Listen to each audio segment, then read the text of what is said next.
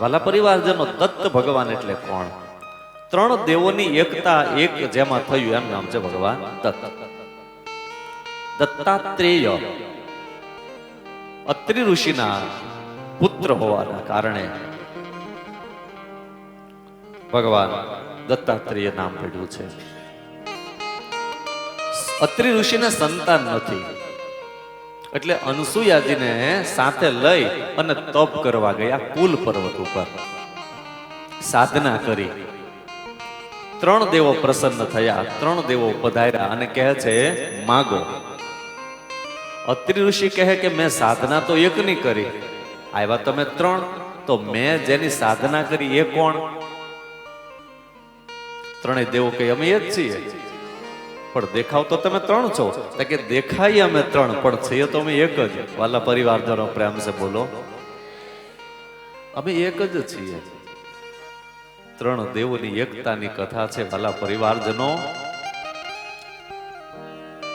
દેવોની અંદર કોઈ ભિન્ન ભિન્ન વિભાગ, અંતે તો એ તત્વ એક જ છે.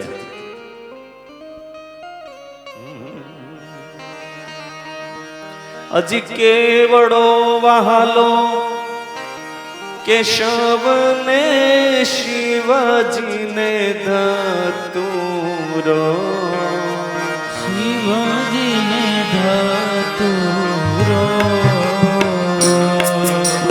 ત્રિકમને વાલા તુલસી, ત્રિકમને વાલા તુલસી, શિવજીને બિલીવાલા. ઓમ હર હર હર મહાદેવ.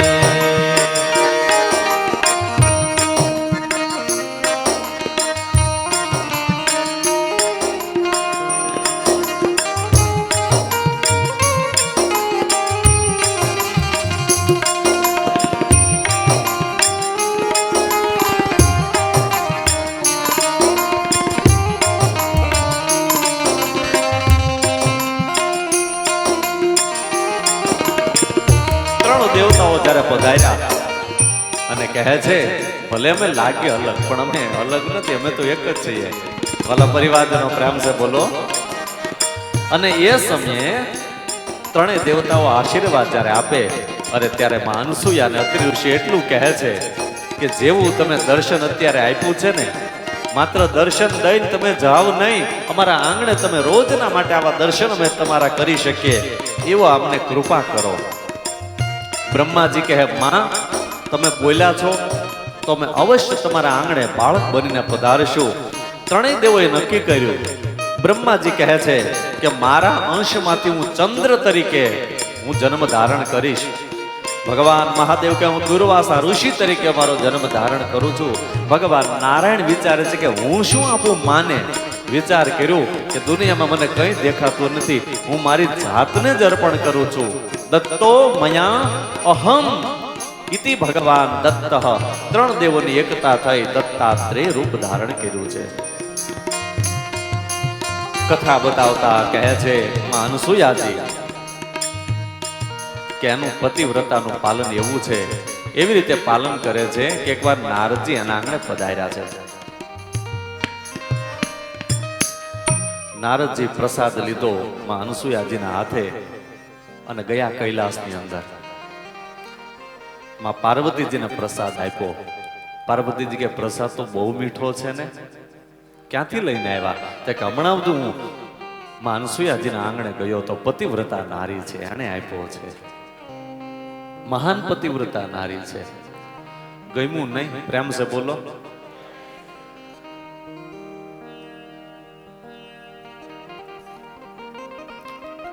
હવે છે ને કથા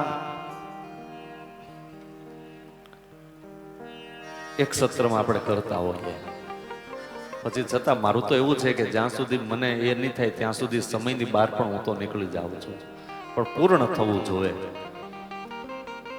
એટલે જ હું સમય પહેલા દિવસથી જ વધારે લઉં છું. હવે આમાં દ્રષ્ટાંત ક્યાં આપણે આપવાના રે બહારના? આવું દ્રષ્ટાંત બહારની લેવાની જરૂર જ કંઈ પડતી નથી આમાં. એ તો આવી કથાઓની અંદર કેટલું જોડાયેલું આવે.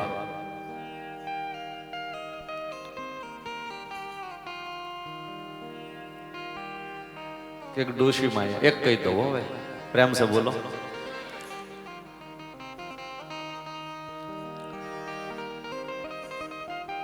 કાળી મજૂરી કરી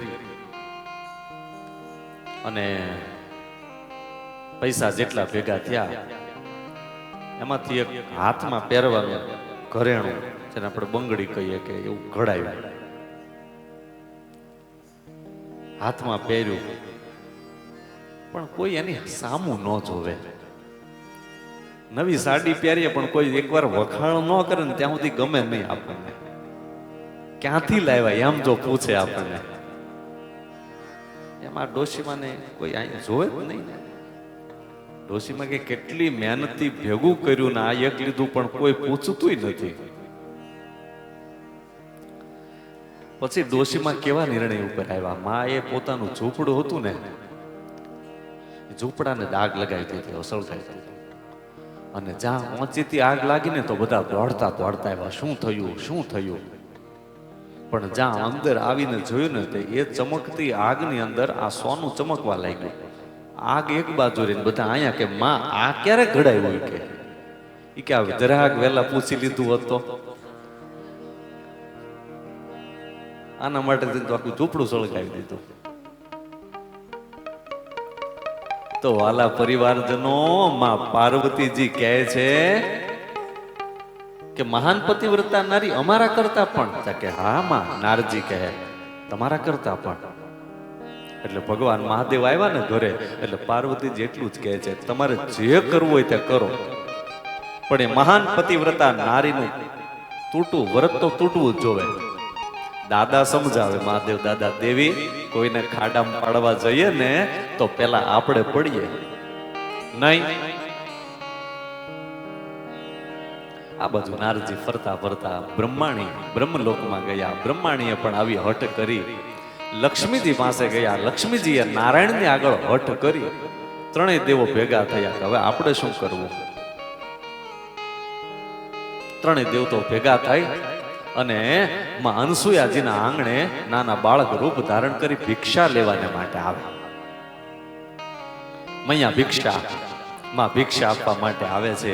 પણ ભિક્ષા જે આપવાને માટે જાય ને ત્યારે ત્રણેય દેવો બાળકના રૂપમાં કહેવા લાગ્યા કે માં અમે આ રીતે ભિક્ષા ન લઈએ.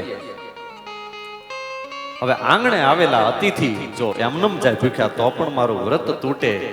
અને કહે છે કે તમે જો નિર્વસ્ત્ર બનીને જો ભિક્ષા આપો તો હું સ્વીકાર કરું.